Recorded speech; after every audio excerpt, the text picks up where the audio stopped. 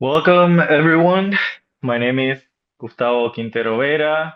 I am the editor of CENTRO Journal. I am extremely happy that you all are here for the event for the Spring 2025 CENTRO Journal issue titled Waterproof Olas de Memoria.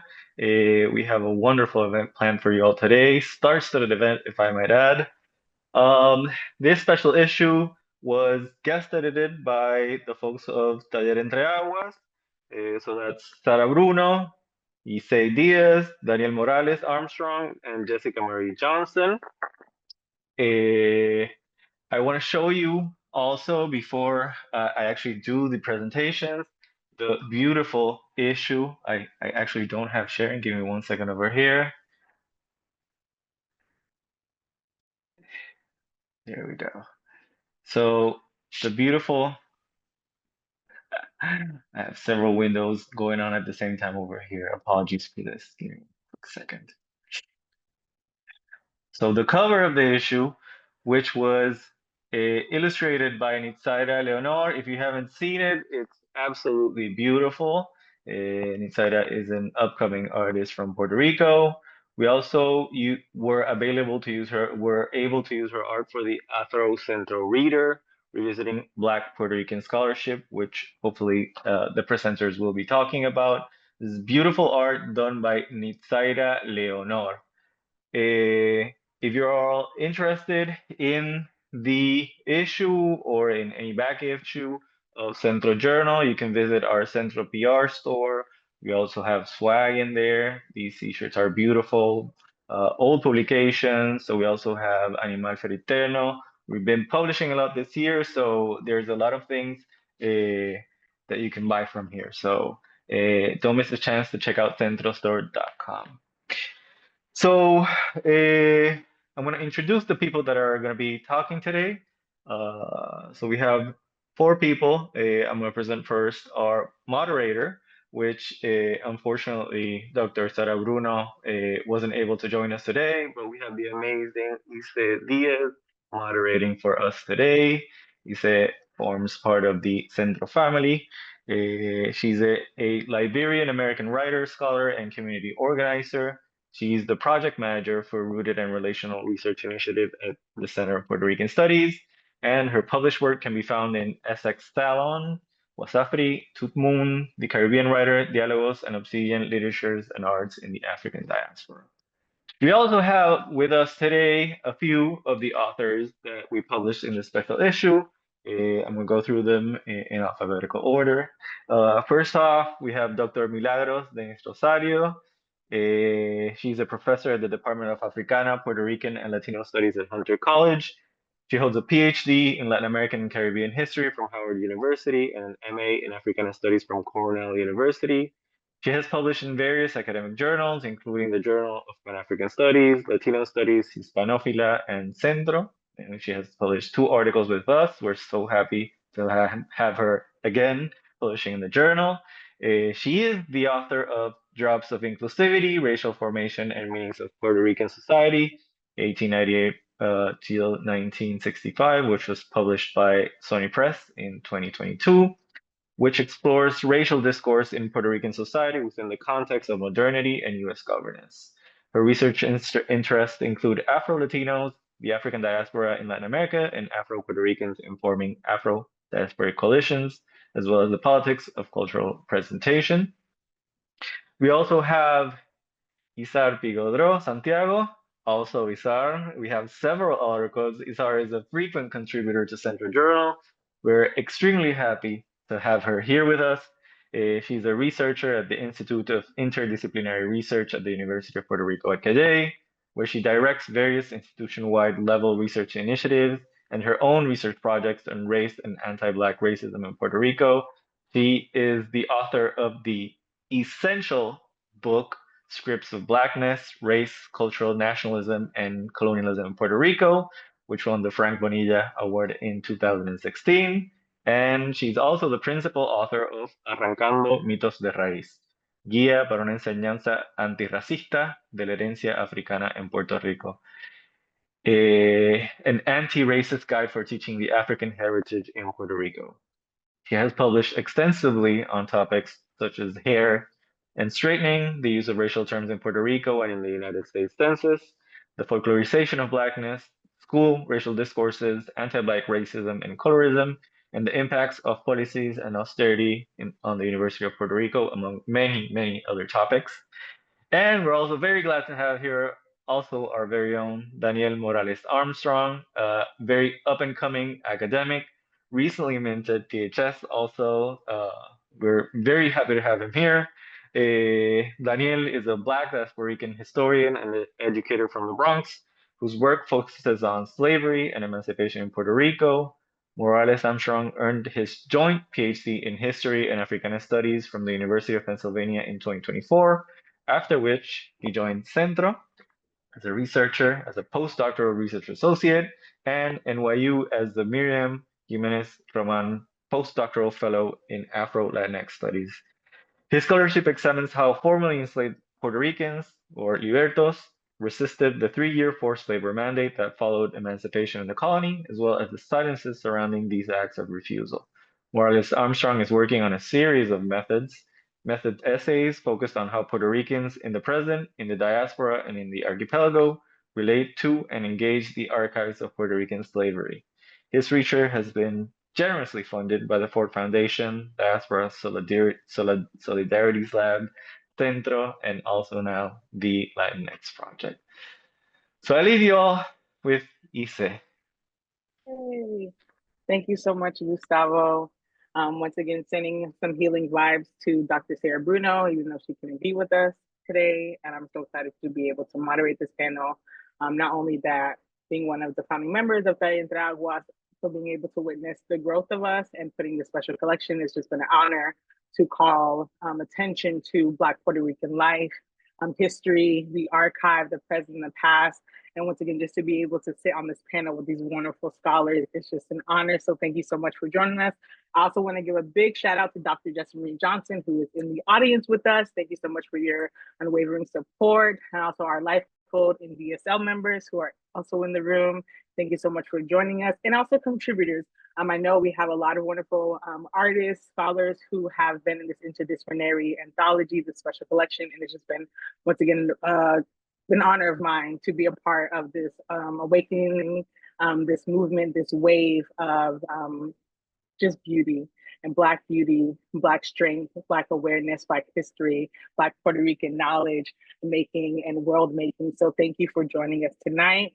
I have some questions. We're gonna first let our panelists talk about their experiences as well as their contributions to the special issue, and then we'll moderate some questions, and then we'll open up to the audience. So feel free to drop your questions in the chat, and we'll keep that in the queue for our Q&A session. And we're gonna also just go in alphabetical order.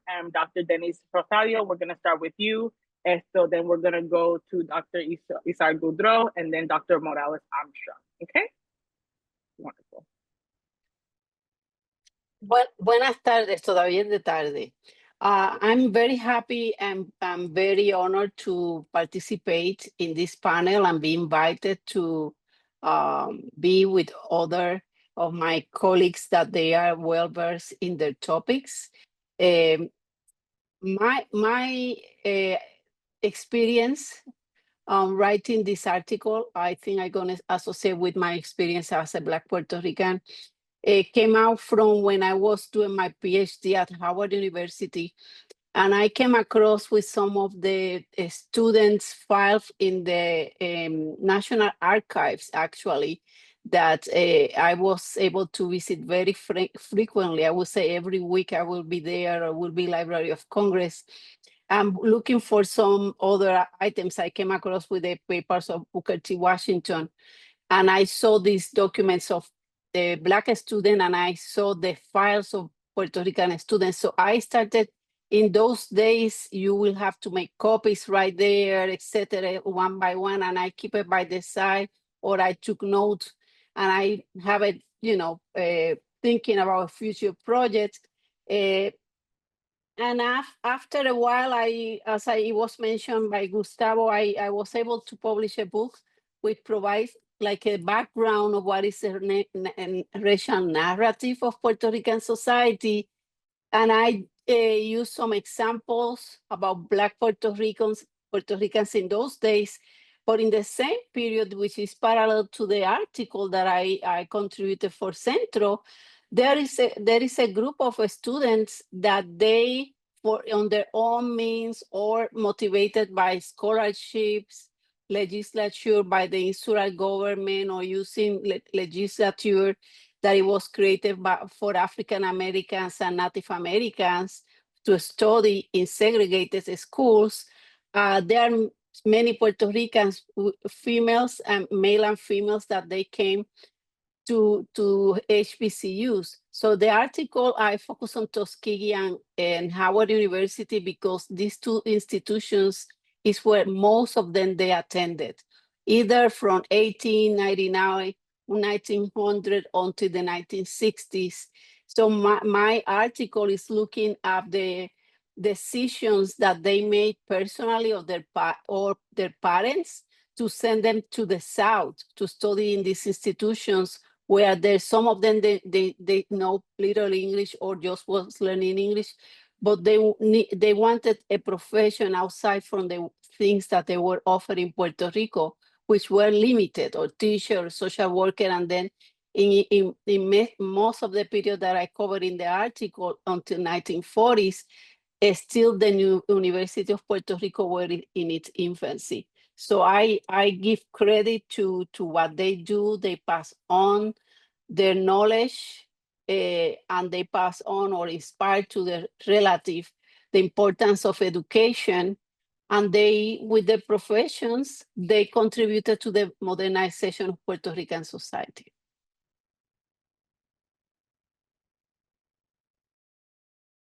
Thank you, Isar. Me toca a mí. Ahora sí. Ajá, ok. Pues muchas gracias, bien agradecida de la oportunidad de participar en este volumen. Algo que fue importante y me pareció bien innovador de esta experiencia es que antes de publicar, los coordinadores, los editores de este volumen reunieron a un grupo de personas para conversar sobre lo que teníamos pensado publicar para el volumen. Y eso a mí me ayudó mucho porque recibí muy buen feedback, muy buenas recomendaciones. Nosotros habíamos estado hablando sobre el colorismo en los libros de texto y la sobre representación de personas de tez clara en todas las imágenes.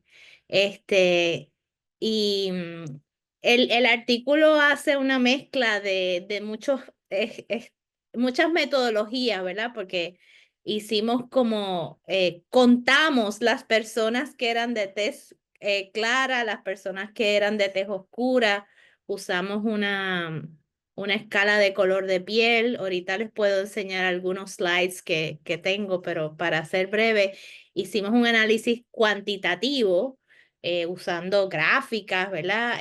Pero también hicimos análisis cualitativo y estábamos mirando pues cómo se utiliza el concepto de colorismo en la literatura.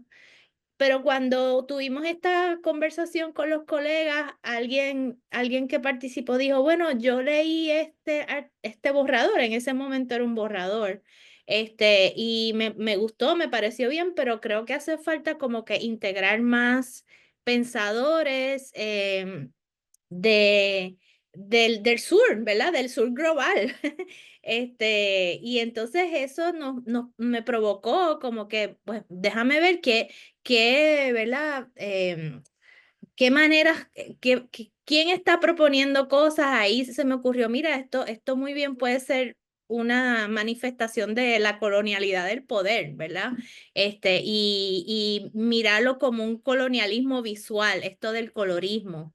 En la literatura mainstream, colorismo se usa como algo que es un differential treatment, un trato diferenciado, un trato privilegiado a personas, ¿verdad? Entonces, ahí eso es una manera de verlo, pero si uno piensa en lo que, ¿verdad? Aníbal Quijano y otras pensadoras del sur global, ¿verdad? Han dicho sobre la colonialidad del poder, pues ya es más, lo empezamos a ver como un régimen visual, ¿verdad? Esto es como un régimen visual. Esto no es solamente un trato diferenciado o un trato privilegiado a personas, es como algo que te organiza el mundo, te organiza la manera en que la gente ve y cómo se construyen los libros de texto. Así que esa provocación de que miráramos al sur global, de ese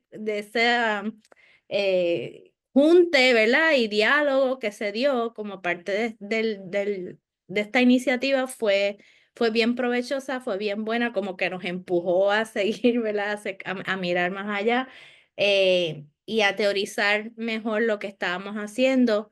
El artículo, pues obviamente presenta la evidencia del colorismo, que es apabullante en los libros de texto, pero también incluye, pues, entrevistas con las editoriales, los editores, los ilustradores de los libros de texto, con maestros, con maestras, con artistas, y eso pues nos ayuda a también ver el lado humano. Ciertamente es un régimen visual, es un sistema de colonialidad visual, pero hay gente detrás de eso, entonces bueno mirar cómo es que la gente está making sense, ¿verdad? Como que cómo es que la gente piensa sobre este régimen y cómo forma parte de su cotidianidad laboral en el trabajo de poner los libros de texto juntos. Y al final, pues terminamos con unas recomendaciones concretas. Le estamos aquí hablando a las editoriales específicamente, pero también al Departamento de Educación y presentamos 7 recomendaciones que esperamos pues puedan poner en práctica ya una vez enterados de que esto es un problema, ¿verdad? Que ya no es una cuestión simple, que requiere que ellos hagan una gestión proactiva antirracista, no que simplemente digan, nosotros no estamos siendo racistas, es que tienen que hacer algo antirracista, tienen que ser proactivos para retar el sistema, ¿verdad? Que hay. Así que nada, muchas gracias, fue bien productivo y bien bueno trabajar esto con un equipo, ¿verdad? Porque somos muchos, yo soy la primera autora, pero ¿verdad? El artículo trabajamos muchas, mi compañera Marilu Franco Ortiz, y 2 estudiantes que fueron importantísimas, ¿verdad? Para el trabajo, Gabriela, que estuvo trabajando, ¿verdad? Gabriela Ortiz Laureano, que trabajó con nosotros desde el principio, Andrea Texidor, Cintrón y Rafael Capó, que también contribuyó. Así que agradecida del trabajo en colectivo. Gracias, Isar. Esto, también como que participar en ese feedback, esos talleres de leer todo el mundo junto fue algo diferente y me encantó ese proceso. Daniel. All right, folks. Pleasure to be here with you all. I am happy to be here. It's really wonderful to see this project come to life from the Afro-Central reader. Where am I blurring? Yeah, there you go. To the special issue, right? It's been a really beautiful process working with folks on the team, and now the team is bigger, right? So that's a part of why we did this, was to do it in community. And so I want to talk briefly about what brings me to this work, because I'm a historian of Puerto Rican slavery and emancipation. And it was actually during the summer of 2017 that I was working with Isar at UPI-Calle, and we were working on analyzing a different project that she had ongoing. And because of the questions I was asking about Black Puerto Rican history, she said, why don't you take you know, a day or two and go to the Archivo General de Puerto Rico in San Juan and see what you can find there. And when I went, I asked, you know, I'd like to see the collection. This is my first time in an archive, right? And I said, I'd like to see the collection about Black history. And the archivist said, well, we don't have a collection that's dedicated specifically to Black history in Puerto Rico. And it's true, they don't, right? But he said, but we do have some documents about slavery or some boxes about slavery. And somebody was using them earlier today and has gone home for the day. So you can see the boxes that they had. And so I pulled one out. And I flipped through the documents and I found a contrato de liberto, right? And this is a freed person's contract from 1873, the year that slavery was abolished. And it's essentially said that this girl, 17-year-old girl named Maria Josefa, was contracted to work for 3 years after slavery ended, 6 days a week, sun up to sundown, doing domestic labor in the house of the man who had held her in captivity since the day she was born. And in return for that labor, she would receive housing, food, and medical attention in case she got sick, and 4 pesos a month. And I thought, you know, at the time, I hadn't read as much as I have now about slavery in Puerto Rico, right? But at the time, I said, hold on. This, with the exception of these measly 4 pesos a month, this sounds just like slavery, right? It's the same person's house. It's the same labor that she was subjected to perform, right? And she was being given housing, food, and medical attention just in case she got sick. I thought these are things that, you know, captors were forced to provide anyway, right? How was this freedom? A few years later, you know, I'm also an educator. I brought some of my high school students from New York City down to Puerto Rico, and I brought them to the Archivo General to teach them about how to analyze primary source documents. And we looked at some of the enslaved censuses and some of the contratos de libertos. And I chose a few boxes at random. And, you know, while the students are working on analyzing these documents, one of them called me over and said, you know, I'm having trouble reading the script on this document. Can you help me out?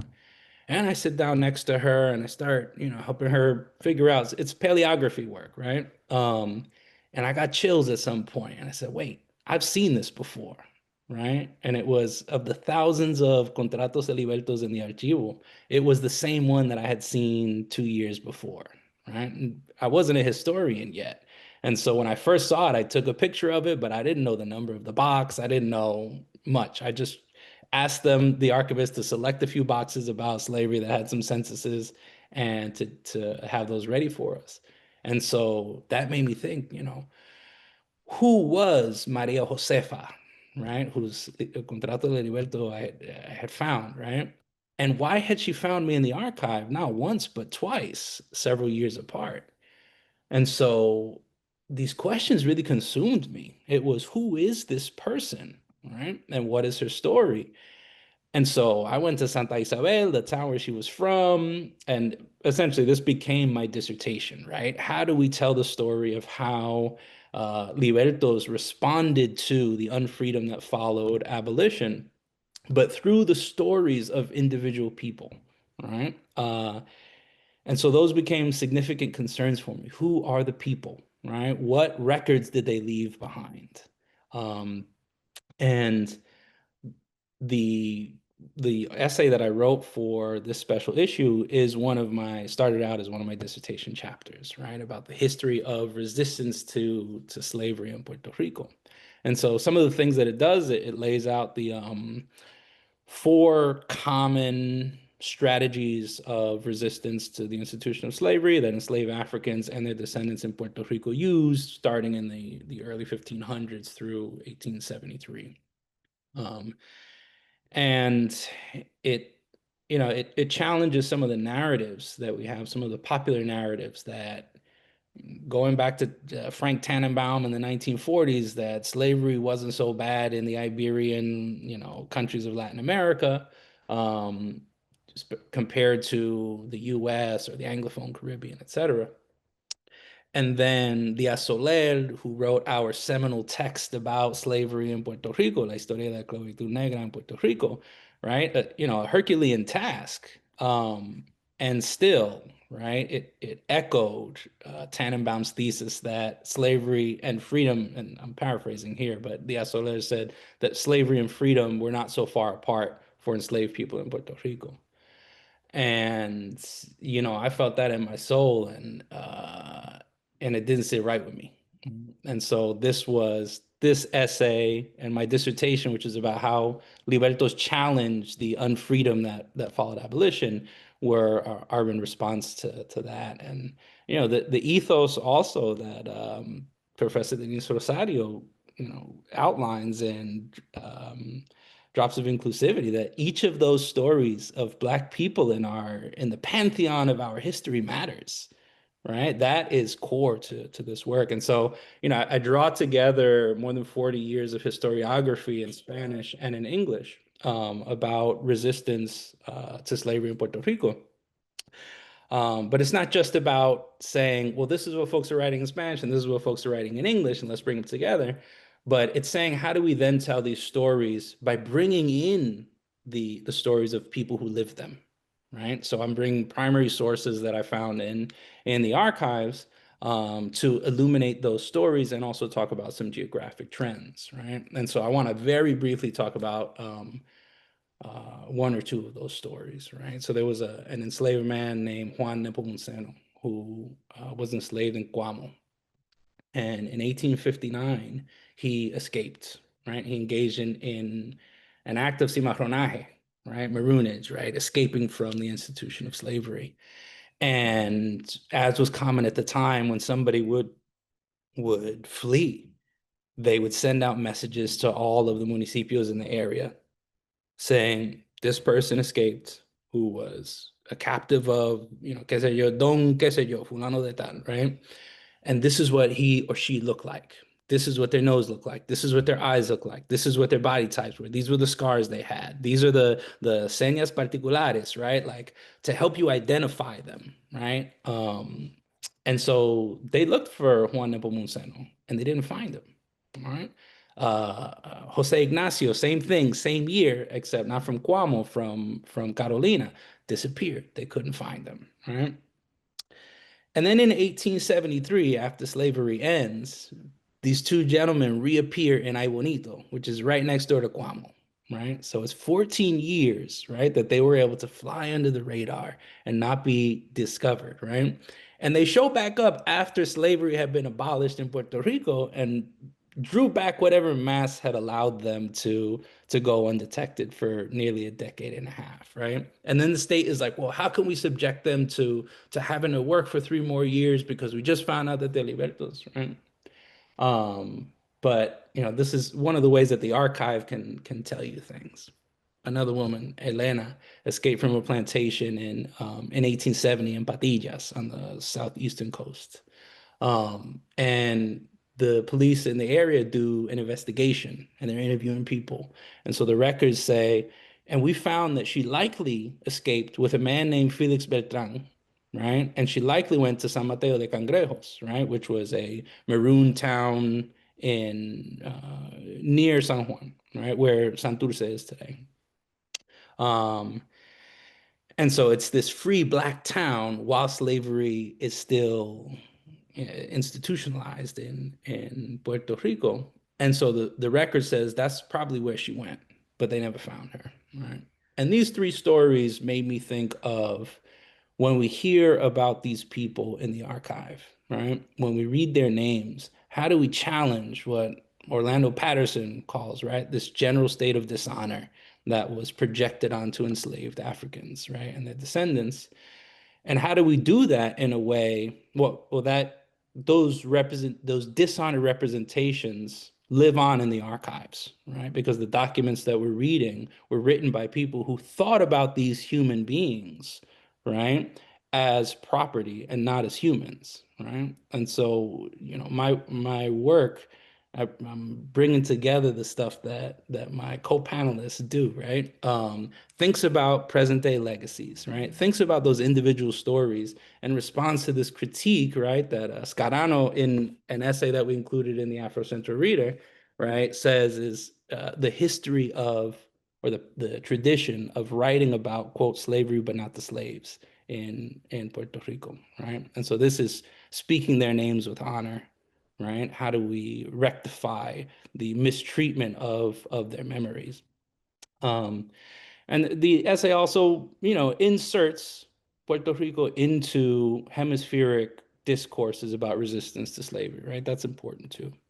I want to just end with one last thing, right? And it's that this work of writing about our Black history with dignity, with honor, with a commitment to really center the fullness of their personhood, right? Despite the violence of the archives of slavery, right? It's so urgent, it's so important, right? That none of us can do this work alone.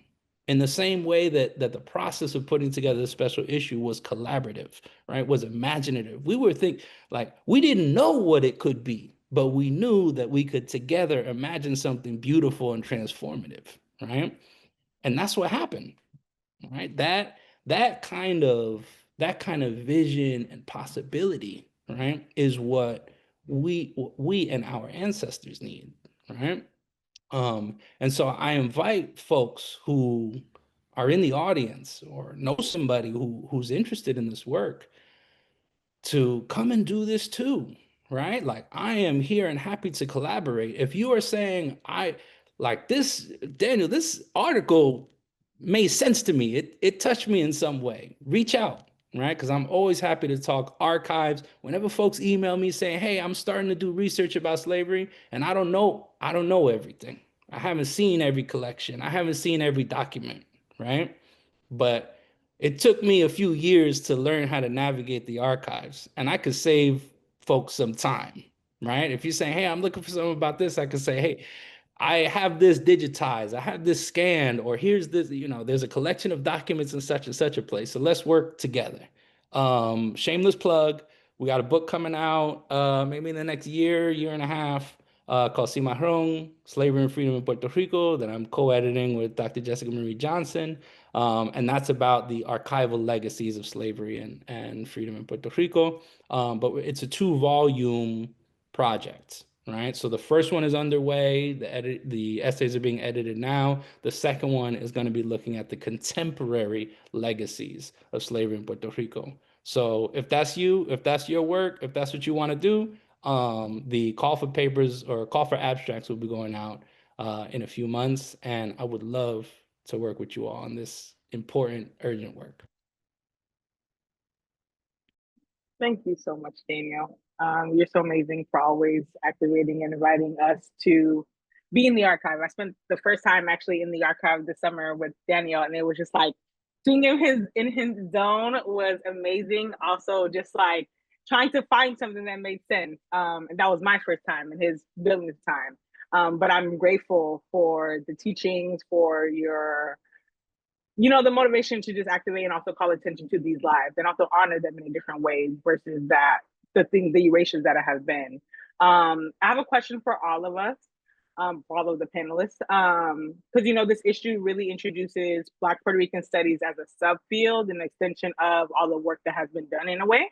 And so what does this mean for each of you? And how does it open up possibilities for research, teaching, and more public community engagement? And you can answer as you will, no particular order. I will start. I would say that there is a movement in terms of scholarship dealing with Afro-Puerto Rican studies. There have been pieces here and there. I think that this one from Centro is the third one, or maybe the second one. The first one was in 1996 with Miriam Jimenez was part of that team.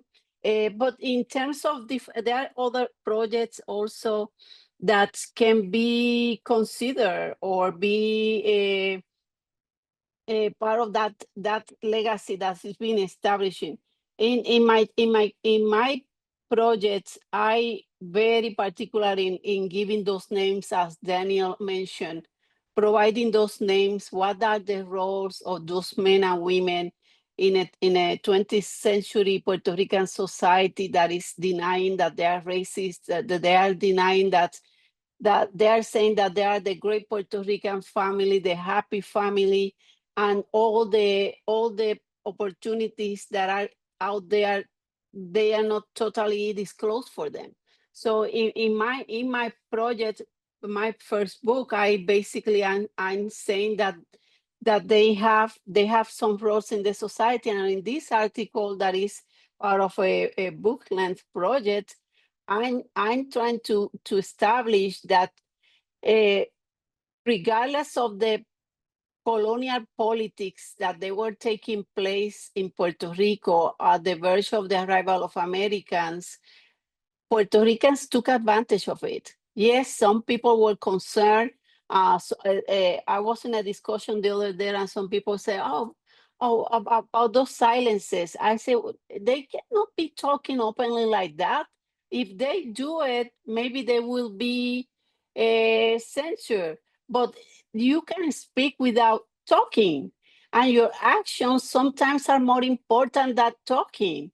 So for these Puerto Rican men and women and their parents, in the case of those who were sent to Tuskegee as 15, 16 years old, they are making a clear statement that they know who they are. Because how are you going to send a son, or you as an adult decide to go to a historical Black college? You know what is that? So I think that we have to find ways to look a different perspective about what is very obvious and what is not obvious. So in my work, and I know my colleagues too, they are trying to also to introduce new ways to assess what some others have overlooked, or simply they don't want to accept that they are there. So either is you are on the archives, or you are collecting oral histories of people. In my article, I interviewed the 3 families, and they didn't have any problem in saying that they are Black Puerto Ricans. They didn't have any problem with that. They knew it, but they don't have, again, Puerto Rico has a very interesting issue with race. So sometimes they're not going to say it, but they're going to add up on it. And to keep it, because when you see the example of the Cora Richardson brothers, Marina was the first one to attend to Howard in 1940s, late mid 40s, and she became the first, and that's I'm sorry, I become very excited about this, but she became the first Black Puerto Rican of gene, the first one. And why I can attest that, because the University of Puerto Rico, which was the state university, was still in its infancy. So when she went to Howard, what it was available was the Escuela de Medicina Tropical. And that was not a formal medicine school. So she went there. She graduated in 1949. And then while she was there, her brother, Alberto, motivated and came to Howard too. And he had a degree in what is equivalent today in communications. And so how they get there? It was her father. According to her daughters, her father knew about Howard University. And he, instead of deciding, you go, and again, I know I don't want to put down any a career here, but that what was available in those days, or you are a teacher, or you are probably a social worker or whatever, he say, or a nurse, right? But again, to become a nurse, where you're gonna, if you have the means, he say, go and study medicine, and that's what she did.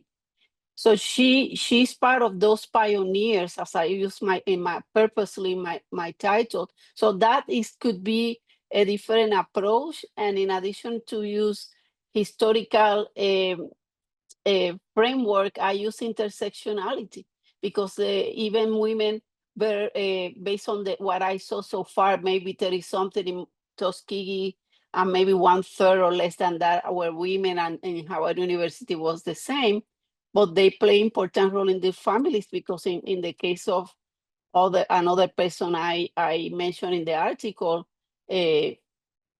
Socorro Cora, her father was not around, and she took care of her family.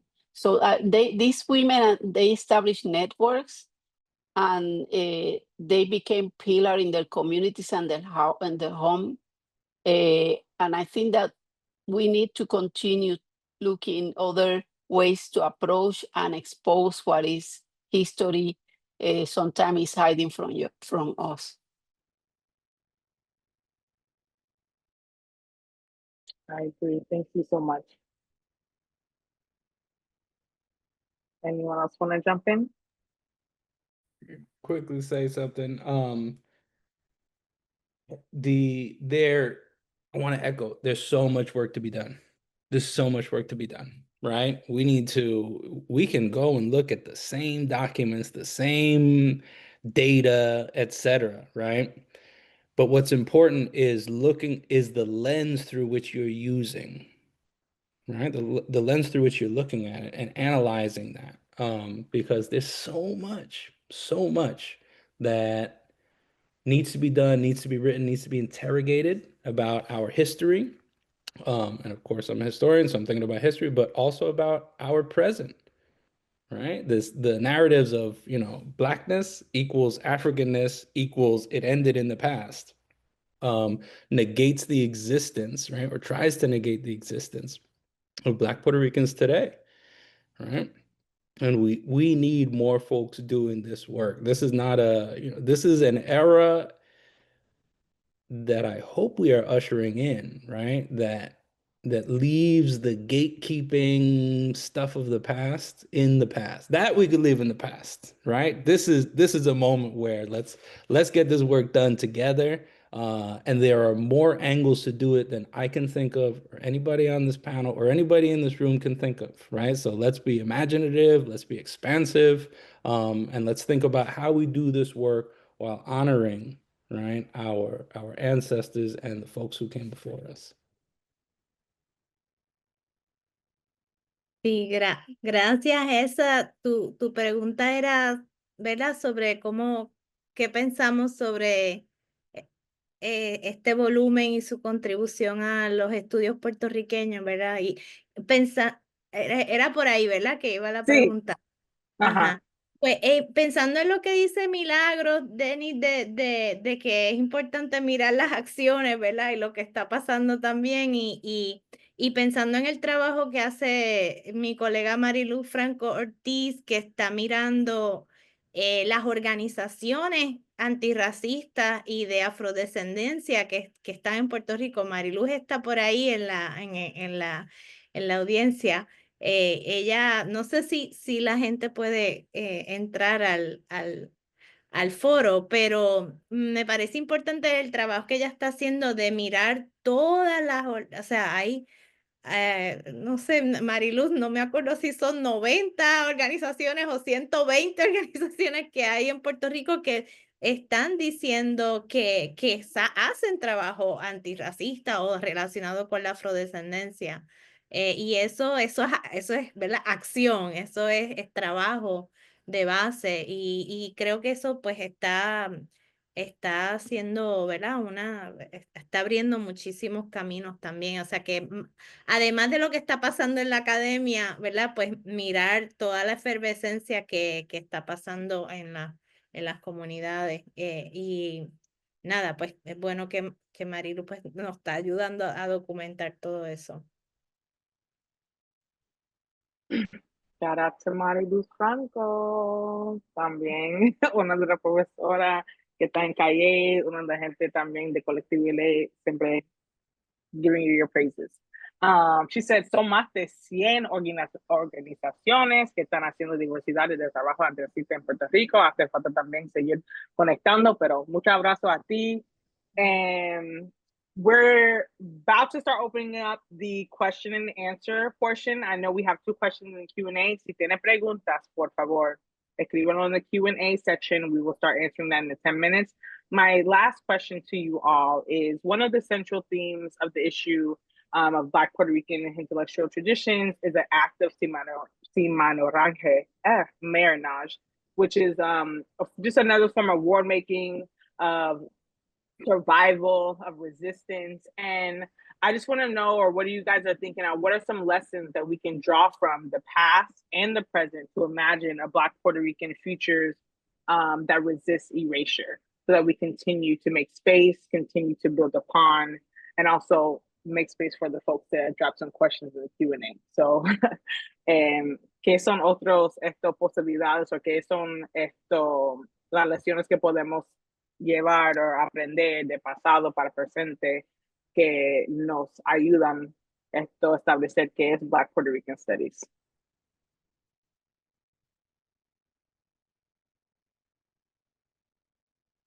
One of them I will add was mentioned about, Isar, when you said how we came together to work on or give feedback and read each other's work and have the two-day taller, right? And I think that was also modeled in the second volume that Daniel and Dr. Johnson are working on, creating new ways. One thing that Dr. Johnson has also taught us, that sometimes people who enacted in the pursuit of marronage did not sometimes always leave the plantation. Sometimes there is people who travel back and forth. Sometimes there's folks of us who are in the academy. Some of us have left the academy. Some of us have one foot in, one foot out. Some of us are community organizers. Some people are independent scholars. We have different roles in the way of marronage. We have different roles of community knowledge. And so what lessons can we learn from our past, real Sankofa in order to continue to do this work in the future? Because when we came together to create this special issue, it wasn't also just calling attention to the work that he was doing, but also very much looking at the work that Centro has produced, right? Even though they had said, when our Daniel, Dr. Morales-Armstrong was mentioning, when you go to the archive, they may say and claim that there is no specific collection that is for Black or African enslavement in Puerto Rico. However, when you look at the details, stuff exists. It is just up to us to come together and find those things. We all have different talents and skills and lenses and disciplines that allows us to approach this differently, but yet collectively. And so if there's any lessons that you learned in this process that you would like to share to the people in the audience, people who are interested of doing more research, of calling attention to the history, and also recognizing who they are in this moment, which is challenging.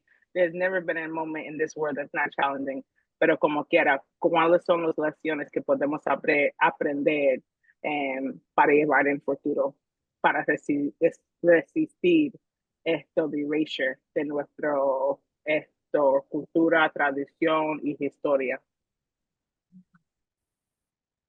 I would say one of the challenges that we encounter is that we need, and I know that Isar and her team been working for many years in this, is changing the curriculum. When I was at the University of Puerto Rico, I don't remember maybe mentioning one or two classes that Puerto Rican who were under enslavement, how they really rebel, right? How they established, became runaways, because the scholarship, Daniel mentioned Diaz Soler, and there are a couple of them, Nistal Moret, the other one. But there are other ways to see that too, right? That is important scholarship that have contributed and opened the spaces to discuss. But we need also to have in the classroom, at even high school level, college level, just have exercise going to the archives. That's very important. Not what somebody wrote, is how you see even the same chapter that somebody wrote, bring the example of the archives so the student can have the experience of themselves to see it. They probably can see another eyes, from another perspective, that same document and that this person wrote. So I think it's important to everything. We cannot take anything for granted. Nobody have written the last word of anything, nobody, because always there's something, como dice en español, tela para cortar, hay de más, hay yardas de más. So what I think is that we have to be like in a state of revisiting our history. Just in case somebody forgot or didn't see it, we can bring, if I can briefly mention, I just was reading an article by Professor Brenda Romero that she wrote about Afro-Mexicans in northern Mexico in the 16th, 17th century. And this article I used for my class about Afro-Latinas, and she looks at the documents of the Inquisition in Mexico, Veracruz and Puebla, and instead of focusing, like probably traditional, somebody will look and say, oh, the Inquisition saw that these enslaved women, they are fighting each other and they are snitching. No, the way that she interprets, I call it an Afro-Latina perspective, because instead of saying that Jerónima de Leonor, she went to speak at the office of the Inquisition, a woman who was enslaved herself, because she wanted to use that moment to showcase that she is an important person for the system. And she became an informant, saying that somebody, and then that they're doing things that they should not be doing against the Catholic Church. So how you look at that document in a way that doesn't put down the person who's doing the action. So in the case of our history, Puerto Rican history, looking documents, even things that have been published, and creating new narrative or combining narrative of empowerment are very important for us to keep and to create a legacy for future generations.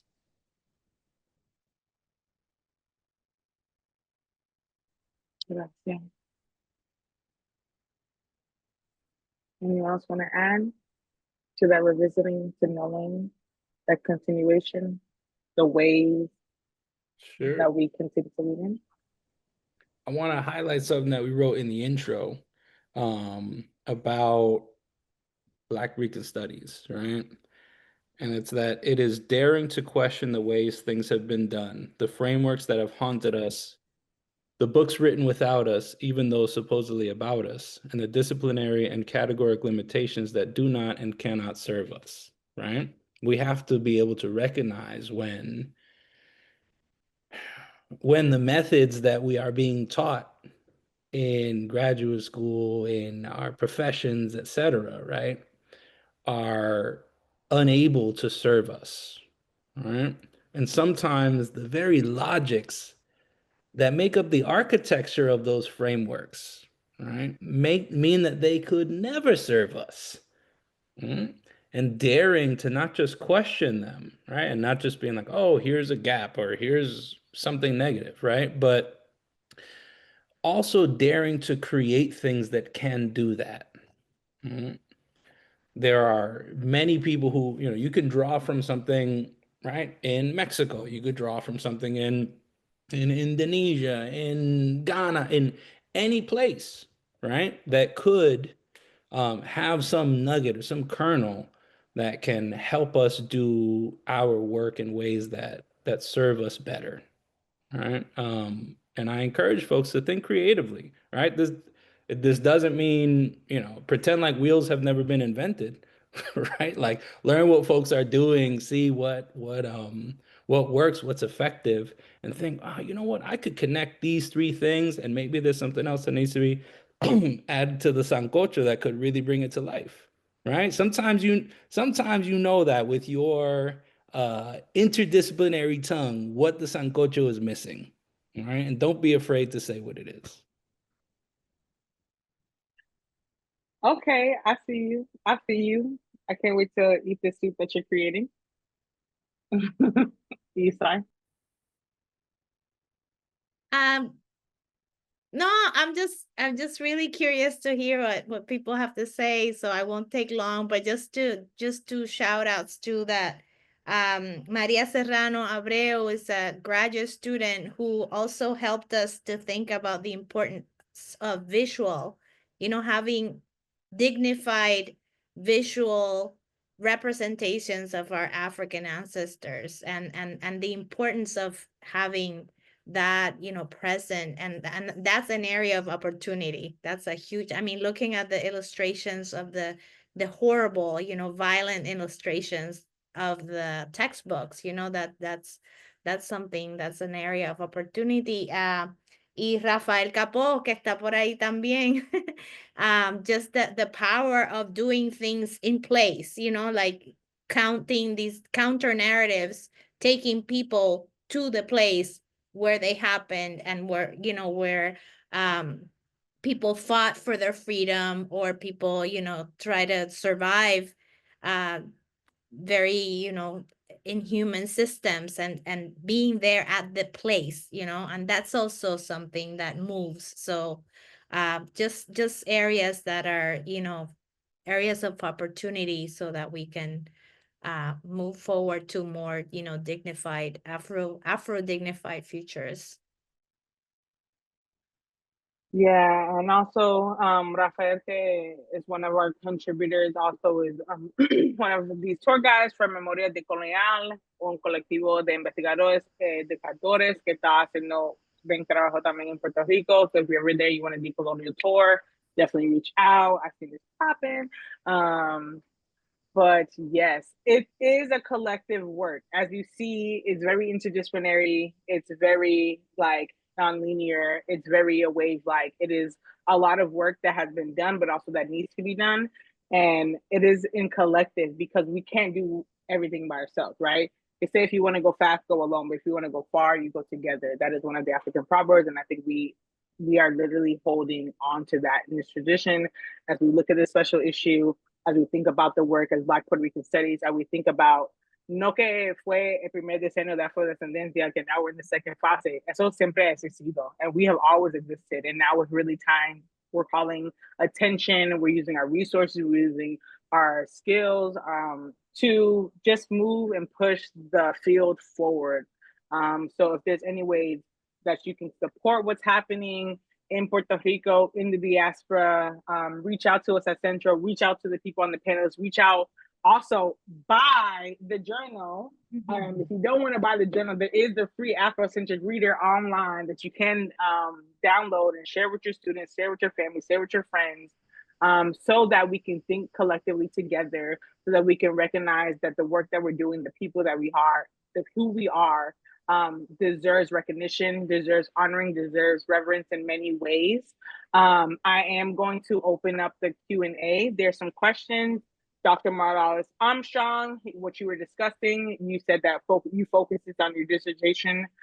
Is it public so that people can access it? If it's not, can you give us like when's an estimate of we can get some access? Can you drop some of the links to your articles that you have published, if possible? Sure, I can do that. The dissertation's on embargo is while I work on getting it published, right? There's more work I want to do on it, but I've published, this essay was one of my chapters that's been edited. I have another, like half of one chapter became an article in slavery and abolition. And then I have another one that talks about these methods and talks more about Maria Josefa and her sister and her mother in Santa Isabel in the Journal of Slavery and Data Preservation.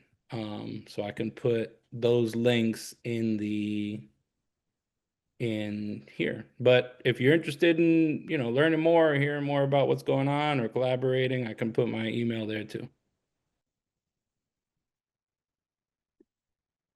Thank you. The next one, Dr. Denis-Rosario, can you explain on why Black Puerto Ricans aren't overt about their Blackness? Do you think that's changing? The Black Puerto Ricans, they have confronted, particularly in the 20th century, a series of, I would say, historical issues, particularly at the mid of 20th century, in which the government developed a narrative that Puerto Ricans were all the same. And I mentioned that earlier, the Great Family. And that does not mean that Puerto Ricans could not express their identity or denounce racism, as we understand here in the US, they develop their own ways. Because again, Puerto Rico essentially is a Latin American society. And then they inherited of that idea that they are mixed. They talk about being a racial democracy or being a society of racial tolerance. So in certain degree, it was a kind of institutionalized silencing, okay, of what is being Black Puerto Rican. So how the Puerto Ricans of African descent are going to react to that? They develop their own ways. And when they needed to talk about it, they did it. There are several examples. They used their, starting with even the union leaders, the beginning of the 20th century, that they were open about that. We have even Republican leader like Jose Barbosa. Then we have other people, and then they use leadership, they use their art to express and talk about race. So the race is not silence, but again, they have developed, and today I think that there is a awareness or kind of awakening also. Social media plays a role on that. The diaspora also, in terms of being more outspoken, and being proud, because it's not that you're going to talk about being Black Puerto Rican, it's to be proud of being Puerto Rican, to talk about their contributions to their society and to what is Puerto Rico.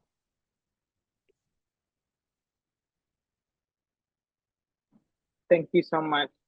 I think we definitely, it is, you know, a journey, but also like when you have the representations, when you have the knowledge, when you have the people talking about that orgullo de ser negro, de ser afrodescendiente, de ser afro-puertorriqueño, está bien importante en nuestro camino también, en la manera que we study, we interact with the world. And I think it's like been un choque, but we're in a new wave of acceptance, of awareness, right? Jasmine Sanchez asks, I think it's very important to first acknowledge our Blackness as people and our culture.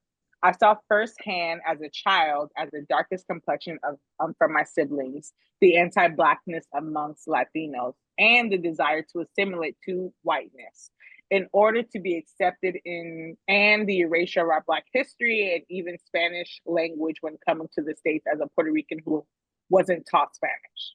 I think recognizing and continuously being part of the discourse on enslavement in Puerto Rico, anti-Blackness, and in Puerto Rico and in the States, but also Latinos as a community.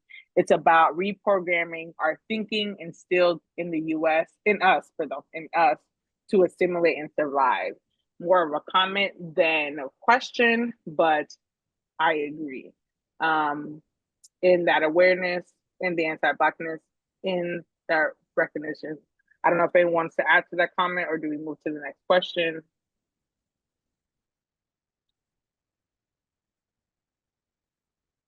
All I know is I'm Black and I'm proud. I don't know about you. If you Black and you're proud, just drop in the chat, just like a fist or something like that, or a Black heart.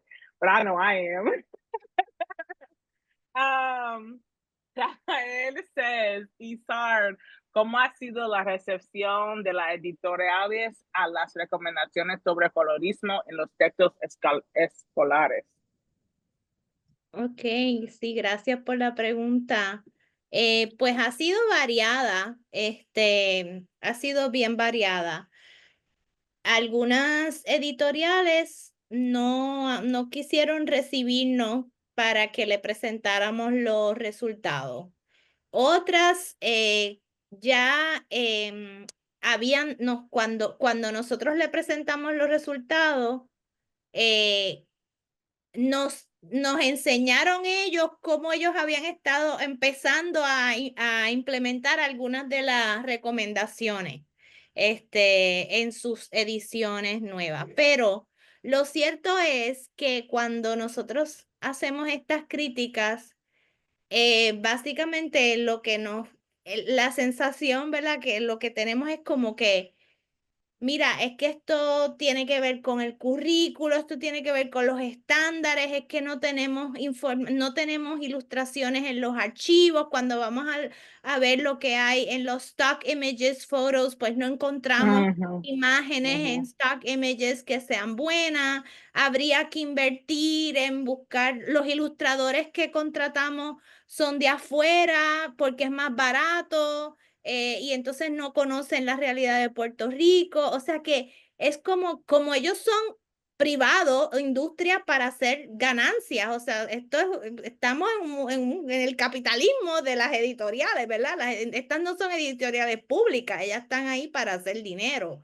Así es que esa misma lógica, ¿verdad? Del capital hace que busquen abaratar costos y el eurocentrismo es lo que es más barato, ¿verdad? O sea, el colorismo, la sobrerepresentación de las personas de tez clara, pues es lo más fácil, lo más accesible.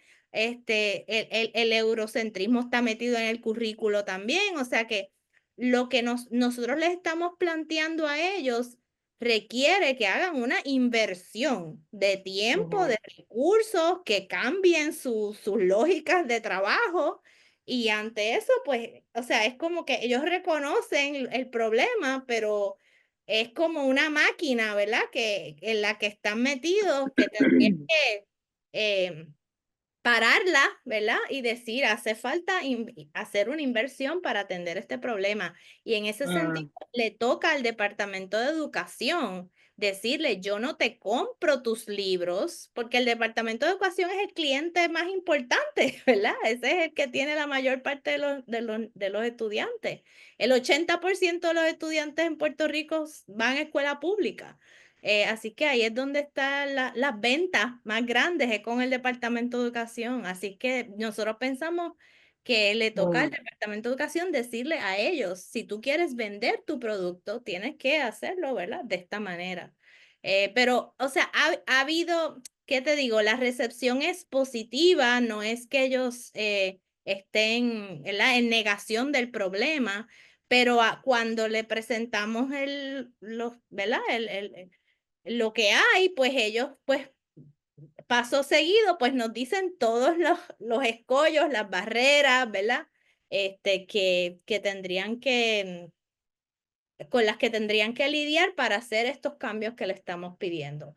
Y algunos han hecho algunos cambios, ¿verdad? Se han movido hacia eso y otros pues han decidido que no van, ni siquiera nos van a escuchar. A veces eso pasa, pero como que, you know, the answer is always no if you don't ask. So we have to como que encontrar la gente que podemos hacerla, you know, you already know. I'm the baby. You're the elder. I'm trying to be like you when I grow up. Pero you are already you, which is great. Y otra cosa que debo decir es que para muchos de los editoriales, mucha de la gente, cuando le presentamos el colorismo, o sea, la gráfica, mira, tú tienes 42% de las imágenes en el 1, tú sabes, o sea, ¿qué es esto? De lo más claro, o sea, cuando lo veían así, los números, los resultados así bien concretos, se sorprendían, ¿verdad? Y a veces otras informaciones que le damos sobre silencios y cosas que estábamos, ¿verdad?, mirando, muchos, a veces era como que, wow, yo nunca me había dado cuenta de que esto era tan obvio, tan problemático, o sea que también vimos como que esa concientización en algunos de los equipos. Y Marilu puede hablar también sobre esto porque ella fue quien trabajó. Marilu, ¿quiere hablar? Give me 2 seconds so I can give you a chance. Dame 2 segundos. Si quiere, I don't want to put you on the spot, but I mean, you know, si quiere decir, añadir algo, está bienvenido. Seguro. ¿Se escucha por aquí? Sí. Sí. Pues sí, gracias, de verdad que es un privilegio, un honor estar acá también y escucharles. Creo firmemente que la solidaridad y las alianzas es que siempre ha estado la clave, ¿verdad? y siempre ha existido esta solidaridad y es lo que nos da esperanza para seguir adelante. Así que les felicito por esta iniciativa.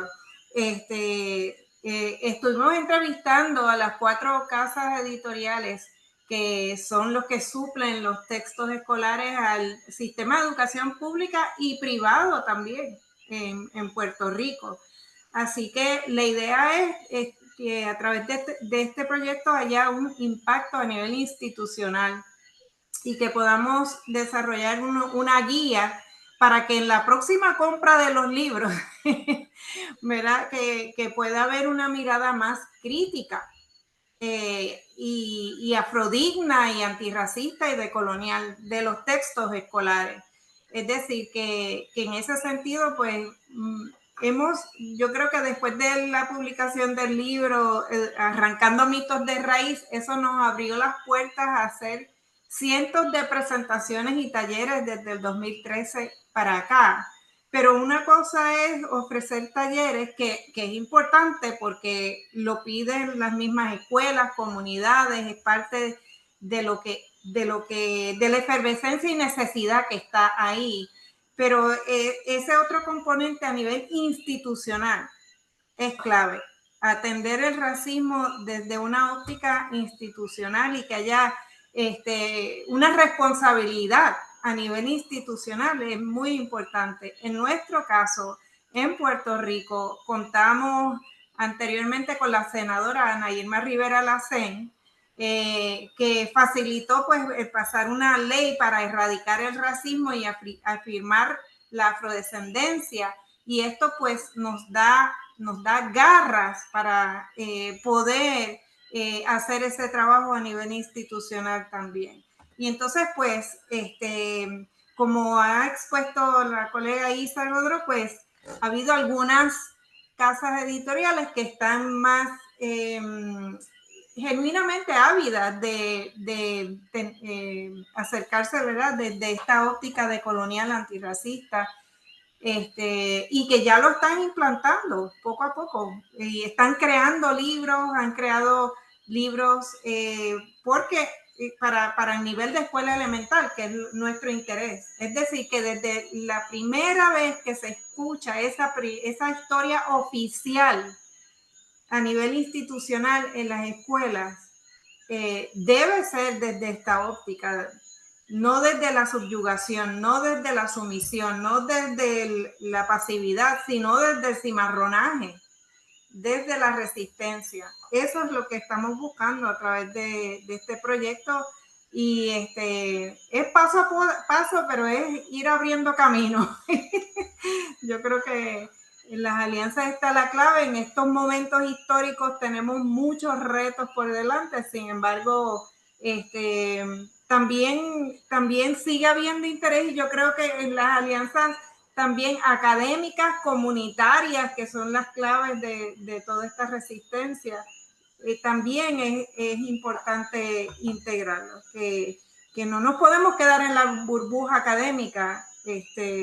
Hay que esas fortalezas desde las luchas comunitarias son claves también, integrarlas en el día a día, en el trabajo que estamos haciendo. Gracias por la oportunidad. Ay, gracias Mariluz, y gracias por también traer los sonidos de los coquilles en fondo. Qué rico. De Calley, los sonidos de los coquilles en Calley. Qué rico. Tenemos que empezar de cerrar, pero la última pregunta sería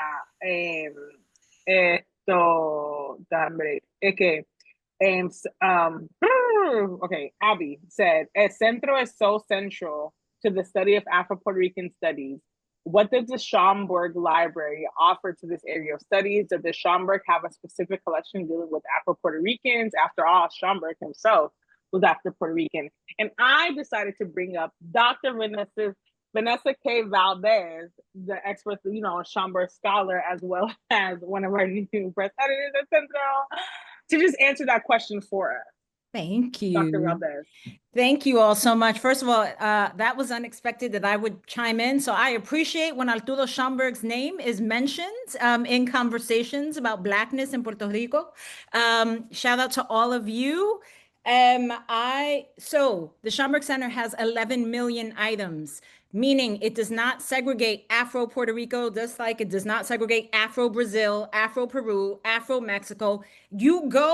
You want to see something on Puerto Rico, it's going to be black. By definition, it is going to be Black Puerto Rico because it is in the Schomburg Center, right? So photographs, music, documents, dissertations. There was once, Daniel, you were talking about, just getting to the archive and opening up a folder and being like, what is this? There is a folder in the Schomburg that's like, it's not anonymous. It's like ephemera of slavery in Latin America. And you open it up, and hay certificado de libertos de varios países, right? I mean, that is what the Schomburg Center is, right? So I implore everyone, please, this year marks 100 years of the Schomburg Center. The centennial began in May 2025. It will be continuing until May 2026. There will be various conversations about Arturo Schomburg. I'm doing one in October because I've written a curriculum about Arturo Schomburg and his life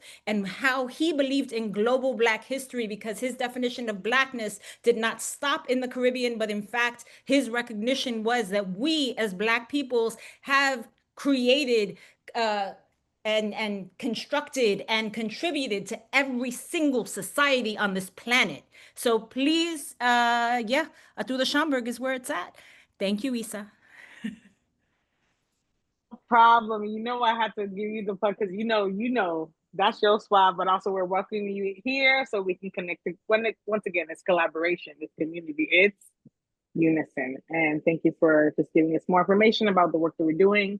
Before we wrap up tonight, you got 2 seconds to just sing your praises. How can we stay plugged into your network, Dr. Valdez? That's a question in the chat. Can you answer that?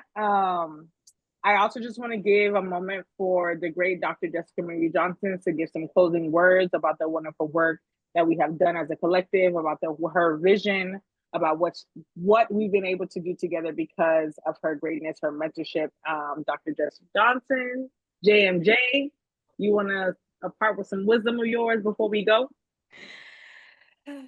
Hola a todos. This is so wonderful. I did not expect to be on here. Essah is bringing in all the folks in the room, just as we know that she would. Dr. Diaz, sorry, excuse me. Excuse me. I just want to, I have nothing much to say. This is such a beautiful gathering. I think that it was so exciting for us to be able to bring scholars together, and scholars expensively, the university, not the university, and community, todas cosas. So, this is, I feel like, just an example and manifestation of that same work. I am so proud to be one of the editors, to be in this community with these amazing, amazing scholars, to see these amazing contributors and be able to shepherd that work in the world that really it shepherded itself, because everybody was so brilliant, everybody was so generous, so welcoming, and everything like that. So, shout out to Dr. Sarah Bruno, who also is doing the amazing, amazing work of leading and collaborating and making Black Puerto Rican studies, Afro-Latinidad so central to how we envision the world. And thank you to Centro and my collaboratrice, Dr. Jomaira Figueroa Vasquez. We cannot not have her name also in the room. I don't know if she's in the chat because I can't see that side, but this is really work that is in the tradition. It's in a long tradition of Black scholars who have been doing this work from the diaspora to the archipelago, and it's in the tradition of those of us who are learning from that work, those of us who know of the Africa in our families, Africa in our bones, in our blood, in our heritage, in our spirit, and our souls. And so it's beautiful to be able to bring that, to be in this community and be with everyone. And so shout out to everybody here and to everybody making it happen. I feel like I'm missing a thank you somewhere. So as you say, charge it to the game and not the heart. My bad, y'all. But I appreciate everybody here, and Isay, thank you so much for making this event happen. Congratulations to all the contributors. Milagros, Isar, it's so beautiful to see you and to have read your work. Yeah, thank you, everybody. Check out lifexcode.org for work, Diaspora Solidarity's ESLproject.org for work. Everybody is just doing it. This is the time we have to be doing this work and be very serious about making sure that Black life is central and that is protected. Yeah, thanks. Yes. Yes. Amén. Así es. Gracias a todos. De verdad, if you want to learn more about what's going on at Centro, hit up our website. If you want to know about the events, hit up our website. See us on social media. If you want to buy the journal, you can buy it online. Ooh, don't be late. Figure out what's going on, because I'm sure you're interested about the articles that we have discussed. And this is only just a taste. This is a taste of the richness that exists in this book. There is so much more. Please check out your copy as well. The free Afrocentric reader is available for download for free. If you want to buy a hard copy, I think Gustavo dropped it off in the link. We have wonderful things happening at Centro. We have wonderful things happening in T. We have wonderful things happening in DSL and in Life Code. And also, I'm sure wherever you are in the world, you're doing wonderful things that need support. So reach out to us. We'll reach out to you. We'll be in community. We'll keep doing this world and world making together, thinking about Black life, Afrodescendencia, Afro cosa centrada, todo cosas negras tan bello que somos. De verdad, gracias por pasar la tarde con nosotros. Ha sido bonito and nutritivo. And I'm just so blessed to be in the mix, in the wave, and also a part of this wonderful community. I hope you guys have a wonderful night. I hope that you continue to think in many ways about how we are, who we are, where we come from, and where we're going. Until next time, y'all take care.